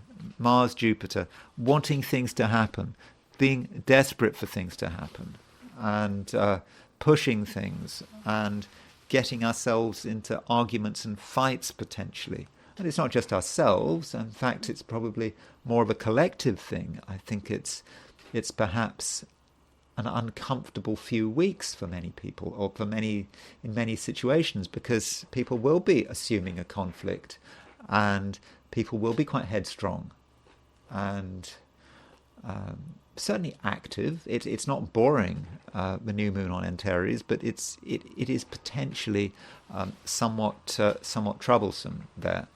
So that's one feature of this new moon. Now, this new moon is opposition Jupiter. Now, you could say that new moon opposition Jupiter is very wide. I mean, it's 8 degrees, but I would argue that new moon is made powerful by the fact that it squares Saturn. So that opposition is made powerful by the fact that it squares Saturn. So you have new moon opposition Jupiter, but Saturn is squaring the new moon. Saturn is squaring Jupiter. So really we have a T-square here. Jupiter opposition the new moon with Saturn on the T. So it seems that new moon opposition Jupiter represents an energy that could so easily get out of control. Jupiter wants to make things bigger and bigger and bigger. There's no limits to Jupiter. And Saturn somehow is about controlling this. I suppose if you want to sort of take a sort of a nuclear analogy, I mean, not that I know anything about nuclear physics, but it's like the graphite rods trying to control a nuclear reaction, and that's perhaps Saturn. I suppose Saturn's the ruling planet of ruling metal of Saturn is connected with lead. Sort of lead is this heavy metal that sort of tries to control things. I know graphite. I don't know if there's really a link between Saturn and graphite, but I suppose graphite is this dark material, but maybe there's an association with Saturn here, and so you're trying to control something, trying to control perhaps a reaction that could be in danger of going critical.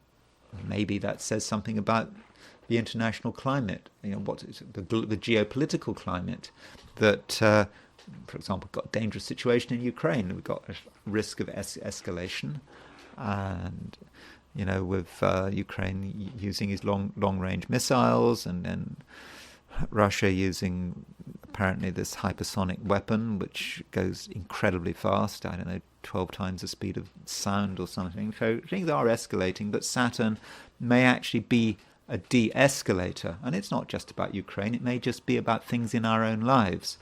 And things in the lives of whatever country we live in. That Saturn has certainly got an important role to play, I think here. So that's the new moon looked at in just as a plain chart. I do think that with new moons, it's often a good idea to look at the midpoint structure of a new moon, to look at it in terms of the dials. So if we look at the new moon if we take a let's start by looking at the 45-degree dial. That's a 30-degree dial. I'll look at the 30-degree dial in a moment, but I want to start by looking at the 45-degree dial. So 45, there we go. So there's the new moon. So sun and moon together, and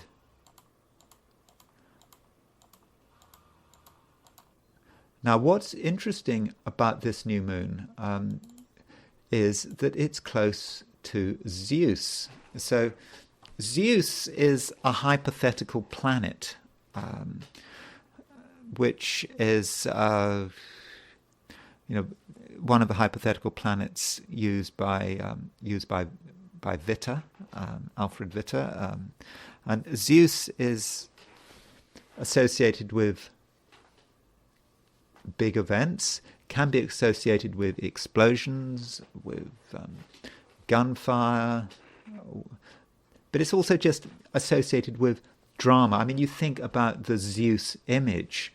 Let me just before I look at the dial in detail, let me just put the hypothesis to show you where Zeus is relative to the new moon.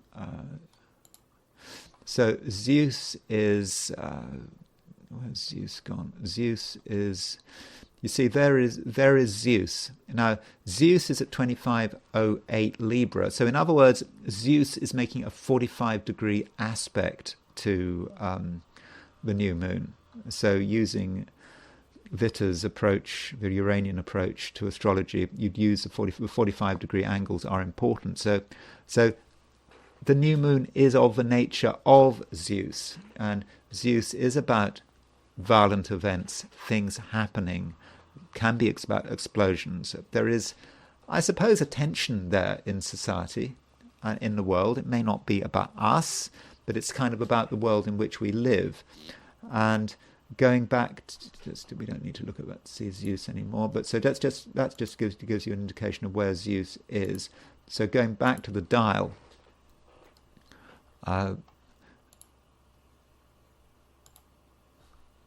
let's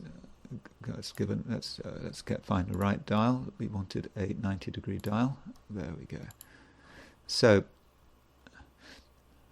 that was okay. So because Zeus because Zeus is semi-square, the new moon. A semi-square because I just looked at on a 45-degree dial, it's a conjunction. On a 90-degree dial, it's an opposition. So there you can see the new moon opposition Zeus, and you can see some midpoints here. If Mars Hades, so the new moon and Zeus are on the Mars Hades midpoint. So the Mars Hades midpoint is not easy. Hades is about death. It can be about death and destruction, and it can be about, there can be a certain sense of criminality with Hades, but it's about things that are unpleasant. And Mars Hades is potentially about perhaps the unpleasant use of force, things happening in the world which are violent and are difficult and perhaps are not very nice. So on the surface, the new moon kind of looks okay. It's in Sagittarius, but when you actually look at the underlying structure, you can see that maybe something is wrong here. And so I think that the new moon over the next couple of weeks, maybe over the next couple of days in particular, we can expect things to happen which yeah, maybe difficult, maybe violent. I mean, I know there's always violent stuff happening, particularly when we've got wars going on, when we've got Gaza, we've got Ukraine, there's always stuff going on. But this new moon, it just particularly highlights Zeus, and it particularly highlights the Mars Hades midpoint. And of course, we already know that this new moon is on Antares, which is a fixed star connected with difficulty, resentment, Mars, Jupiter. It is of a nature of Mars, Jupiter. So that can be about the excessive use of force. So that is another way of looking at the new moon.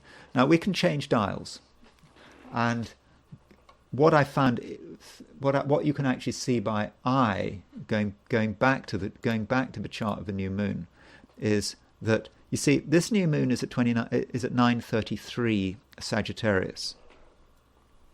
So Uranus is at 24:40 Taurus. Now that means that there is a micro aspect between Uranus and the Sun and the Moon.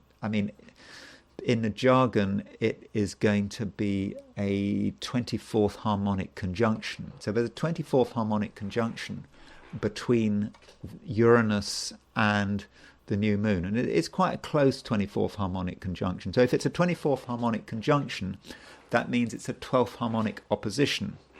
So we've got a 12th harmonic opposition between Uranus and the new moon. So if we want to see a 12th harmonic opposition, we can use the 30-degree dial. So going back to the dial, if we use the dial, there's the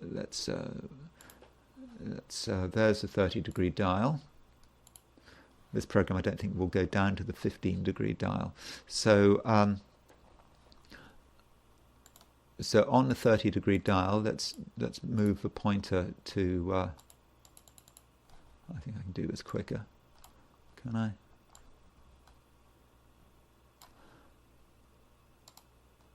Oops, sorry about this. Right, so there's our new moon. There's that Uranus. So it's a 12th harmonic opposition. So the new moon actually makes a link with Uranus.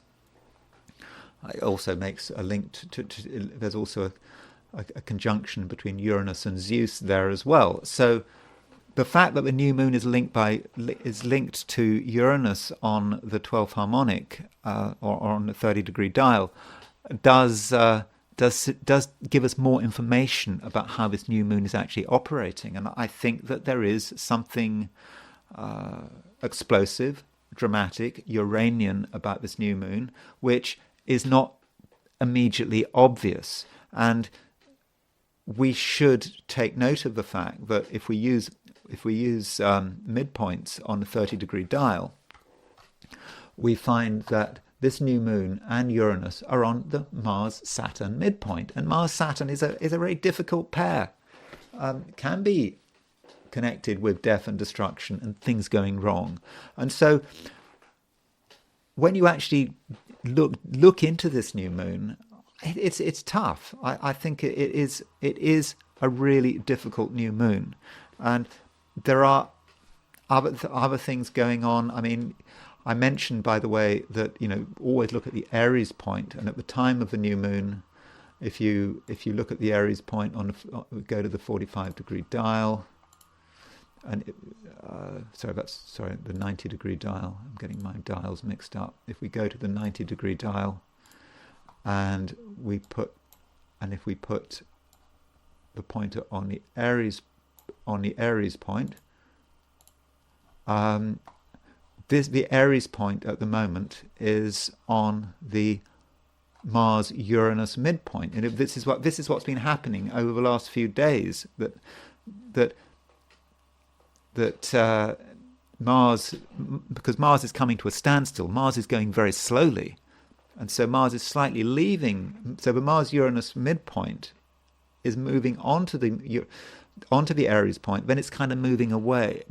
So it moves away, but then Mars goes retrograde, so it moves back into focus. So this is something we've got over the next few weeks, Aries on the Mars-Uranus midpoint, and Mars-Uranus is, as a pair, is about violence. And so, I'm obviously thinking particularly about Ukraine and escalation in Russia, but it may be in areas that we haven't really considered. So, overall, when you look at this new moon in detail, it's not necessarily a bundle of laughs. Now, as far as where this new moon is going to have maximum impact, we could try to use astrocartography. Now, astrocartography, I use it quite regularly, but I do strongly think that astrocartography is something rather hit and miss.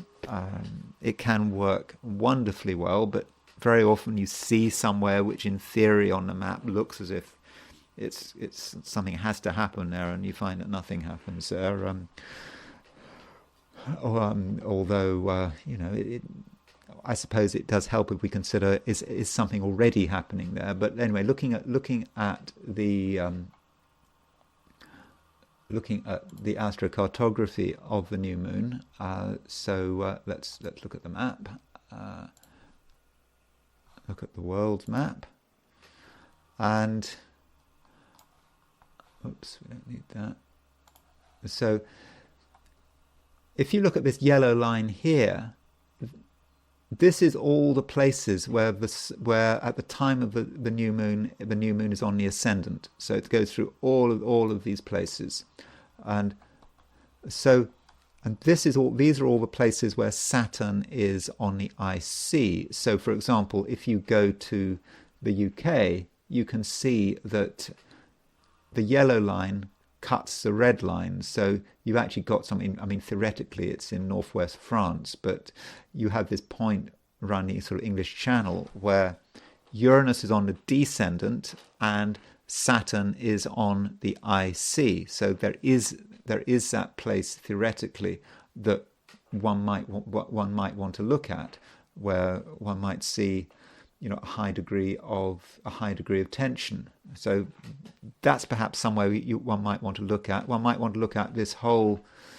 line. There's another line here. These are all the places where Neptune is on the descendant. So Europe seems to get it, and there are places in Europe which do seem to be affected by this. That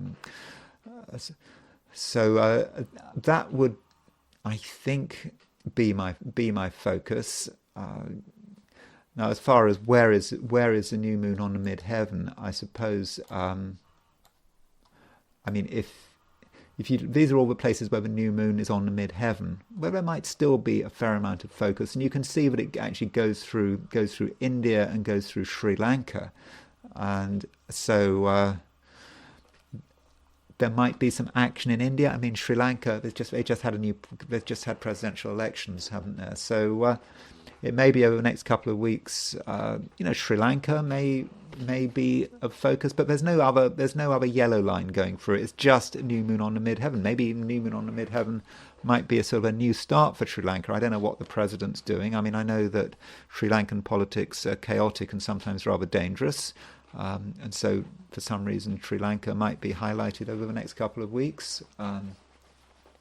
That's something to think about. You see, if we take this line up north, this goes through Western China. I'm not convinced that a great deal is going to be happening there. So I think I want to look at Europe and in perhaps more detail, and to consider a few places in Europe. And the obvious place would be the UK, and of course this chart is set, the new moon, I've set this for Westminster, which is the business where government in the UK is. It's a part of London where the countries, where all the government offices are, and the Parliament and so on. And so set for Westminster, you can see that Uranus is exactly on the descendant and Saturn is exactly on the IC. So in a way, this chart is just stating the obvious, isn't it? I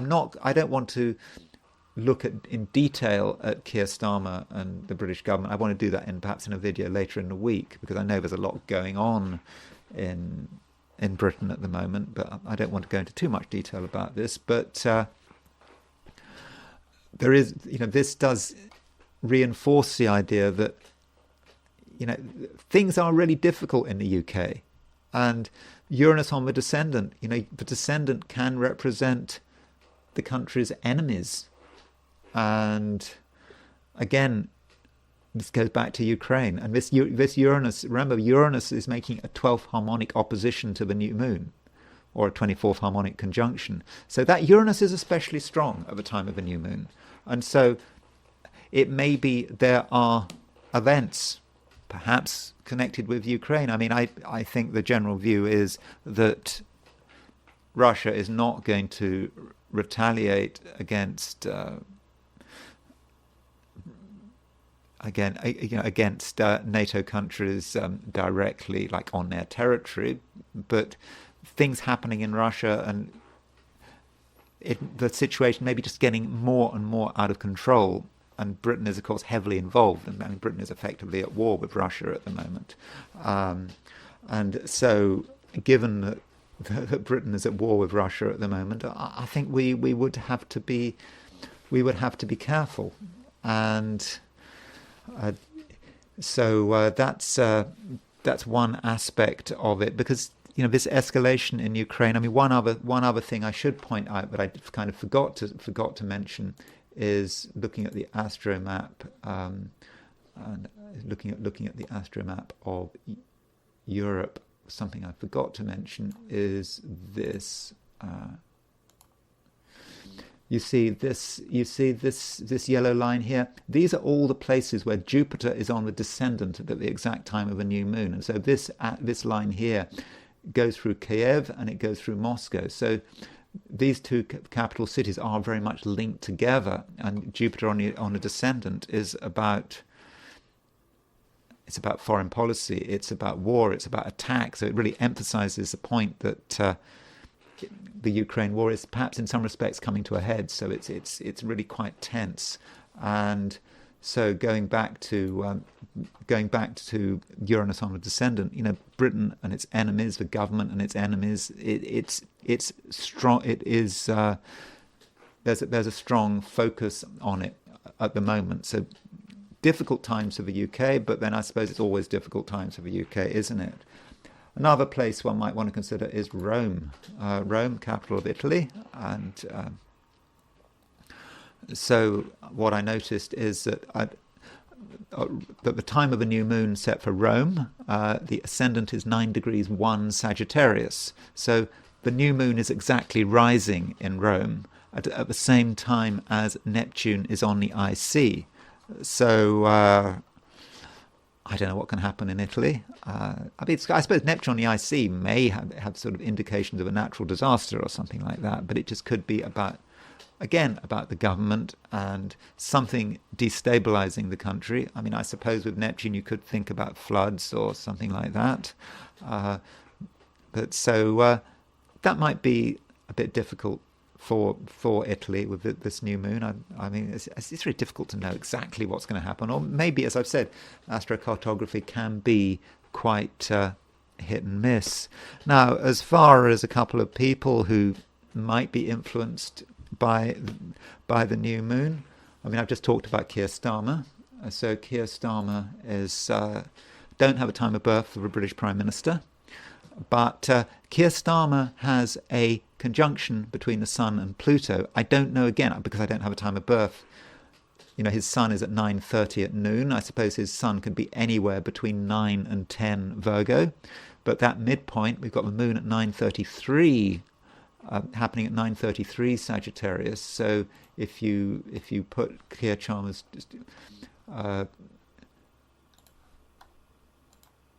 chart in the middle, there is his Sun-Pluto conjunction. And I think that Sun-Pluto conjunction is, he's a kind of a somewhat deceptive person, because he seemed, I suppose, quite sort of harmless and reasonable and not particularly charismatic. And yet he's got this Sun-Pluto conjunction, and it is very much about his power. and now he is prime minister, and people are attacking him, and he's not taking kindly to it. And there's been talk about political prisoners, and they're emptying the prisons of real criminals and replacing them with political prisoners. I'm just reminded. I don't know if you've ever seen that film, Clockwork Orange. There's a scene in Clockwork Orange when Alex, the protagonist, he's released from prison. And why is he released from prison? Well, because they have to make room. Alex is in prison for committing a horrific crime, murdering someone. But why does Alex have to be released? And they say, well, it's because it's a dystopian Clockwork Orange near future kind of thing. Well, we have to release people like Alex because we need to make room for the political prisoners. So I was very much reminded of the Clockwork Orange when you have this story about criminals being released and then people getting in prison for what they've done said on Facebook. They're kind of sort of echoes of that film. Anyway, so there's a Sun-Pluto conjunction in Virgo, and that new moon is square his Sun-Moon conjunction. So I suppose it's square his Chiron as well. So it's really very challenging for him. Incredibly challenging for him, and new moon is really perhaps encouraging him to assert himself, to get a grip, to take control. But how well he's able to do that, I don't know. So that new moon potentially hits Keir Starmer. Someone else who this new moon hits is the Hungarian Prime Minister Viktor Orban. So Viktor Orban, he's obviously an interesting figure. Him, along with Robert Fico, is unique in Europe about actually questioning the wisdom of continuing with this war in Ukraine. And he's a good friend of Trump, and I'm sure he was delighted that Trump won. And he's a Gemini, born on May the 30th, 1963. He's, I suppose, a bit of a strong man. He's accused of being a dictator. I don't think that's right. He just wins lots of elections, and he's stood against the war in Ukraine. He's stood against letting in migrants. Doesn't want migrants into his country, but he's not a globalist, and a lot of people in Europe really can't stand him. He's sort of threatening the whole sort of European project, and he has Keir Starmer has Sun-Pluto conjunction. Viktor Orban has a Sun-Pluto square. Because for him, we do have a time of birth. He was born in a place I'm not sure I can pronounce. I'm not even going to try to pronounce it. Sun square Pluto. So there's Sun square Pluto. He has a very close Sun square Pluto. So here is a man who really believes in his own power. Power is very important to him. I think Gavin Newsom, the governor of California, has a Sun-Pluto square, I think. So if you've got Sun-Pluto square, power can be really important to you, wants to be in control. But this new moon does impact his Sun-Pluto square. And so Viktor Orban and... So there is his Sun-Pluto square. You can see the new moon is opposition his Sun, square his Pluto. So it is potentially quite challenging for him, and there may be threats to his authority. You can imagine how many plots, whether it's a Biden regime or the EU or whatever, they must be trying 24 hours a day to undermine Viktor Orban, because he's a real thorn in the EU globalist side. And so there may be, with this new moon, there may be issues of power. It is in a way his moment of triumph, because Trump has just been elected. I think that's very good news for Viktor Orban, but he mustn't be complacent. I think that there are threats to his authority here with this new moon hitting him. And finally, I just want to have a quick look at the USA's chart and looking at this new moon. So here's the USA's chart, and I won't relocate the new moon. So what is the United States going through at the moment? So Saturn just went stationary direct. And so Saturn at the moment is at 1255 Pisces. So in other words, Saturn is square the United States' ascendant. So that's very much about the drama of the election. And this new moon is also, it's quite close to the United States' ascendant. So new moon square Saturn and Jupiter fairly close to the descendant. So again, this wide T-square involving the new moon opposition Jupiter with Saturn on the T is certainly, as far as I can see, affecting the US. And again, it may go back to Ukraine. It may just go back to what the Biden regime is trying to do in its less than 2 months in office. What's it's going to, but specifically what it's going to be doing between now and Christmas. And I suppose Saturn on the ascendant it's not great for the US, but Sun opposition Jupiter is trying to do something, trying to assert itself, and it may go back to Ukraine, and maybe this is where we need to be focusing on. So those are a few thoughts on the new moon. I mean, I think it's nice that the new moon is in Sagittarius. I think that on an individual level, I think in many cases the new moon is a good thing. I think it's going to make life more exciting. But perhaps on a collective level, on a national, global level, I think that this new moon actually could be quite dangerous. Anyway, that's all I'm going to say for today, or rather in terms of the weekend. I hope your weekend goes well, and if you enjoyed this video, I'd be very grateful if you were to like it, and if you're not subscribed, I'd be super grateful if you were to subscribe. If you want to buy me a coffee, there is a link in the description. So thanks very much for watching, and I will talk to you again very soon.